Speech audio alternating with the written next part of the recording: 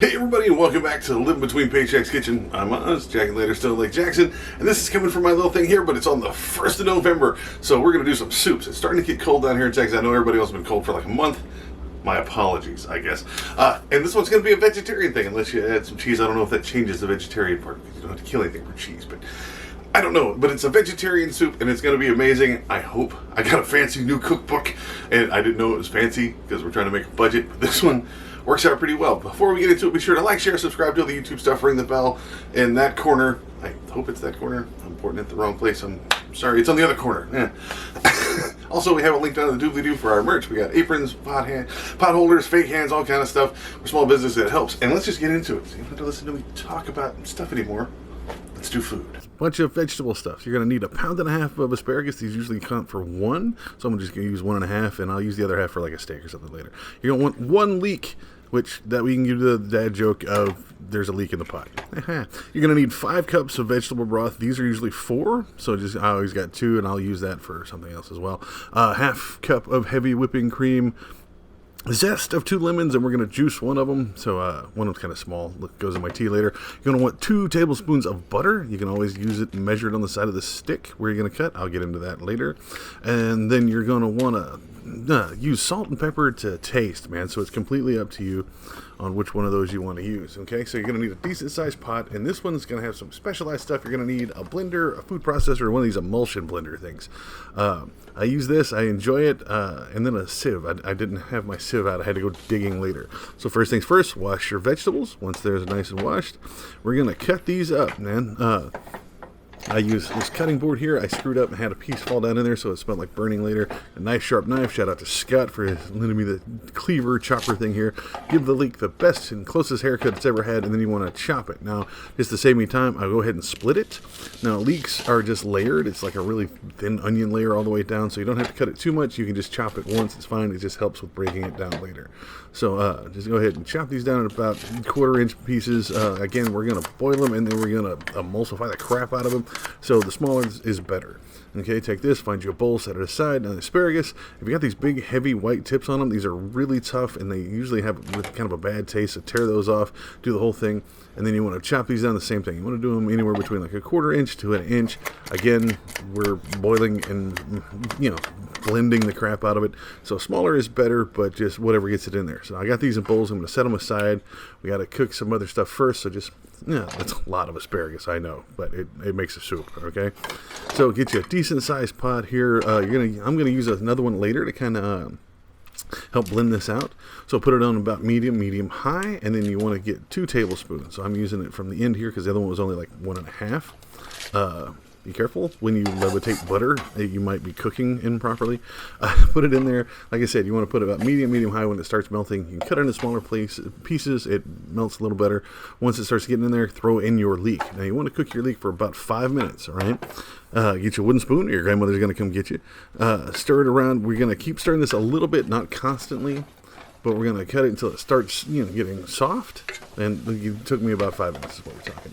So then go ahead and add your asparagus. Like, what would be plural of asparagus? Is asparagus just plural? Oh, whatever.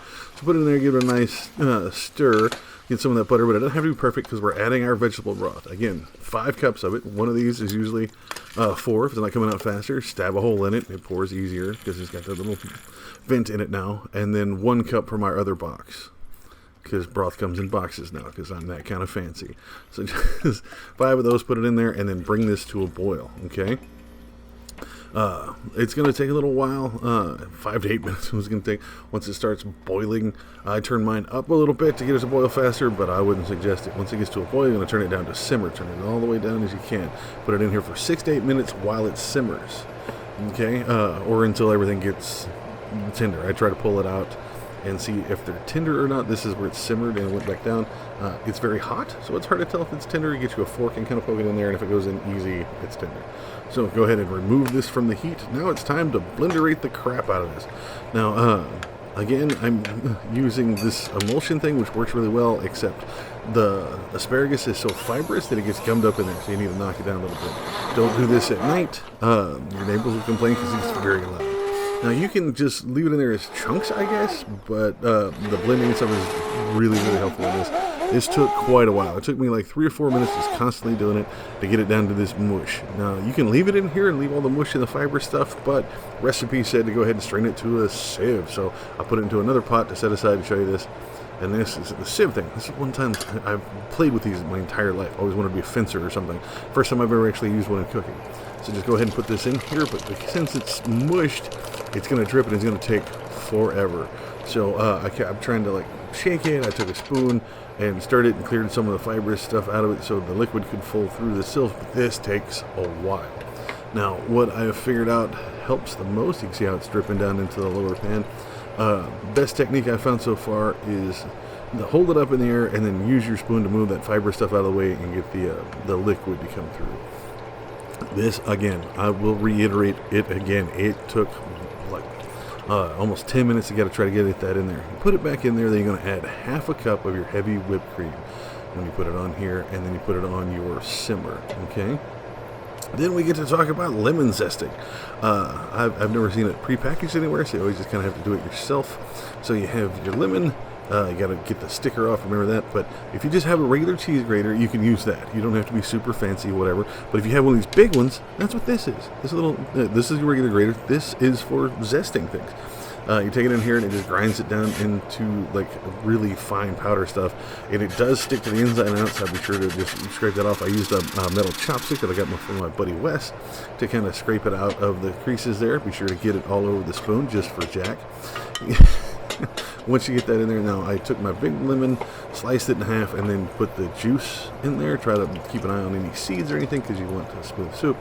But the juice of one lemon in there, scrape the sides, but get it to simmer. Once it starts steaming just a little bit, then you're good to go, right? But I put this in here, and I juiced the hell out of both these lemons, and then salt and pepper, it's up to you. Like that is an actual, it's kind of like religion and politics and stuff. It's a personal thing for each person. Like this is good to go now, but I prefer pepper, and more pepper than that. I prefer quite a bit of pepper in mine, but this is absolutely up to you. And then salt. It was a bit bland a little bit because it was just straight asparagus and leek at that point. So take a little bit and you can just kind of pinch it off in there, taste it, pinch it off in there. I pinch there, and then I just put the whole damn thing in because I ain't going to do it. But this was absolutely amazing. This was some really good soup. It's a very meme-worthy soup, whatever. So there you have it. Well under our budget. I don't know what to do with the asparagus and leek mush. Like I feel bad throwing it out. I've been broke. We don't waste food. But this turned out really well. If you do it differently or you'd like to see it done differently, let me know. But this made at least 4 bowls of this soup, and that's without the bread and stuff next to it.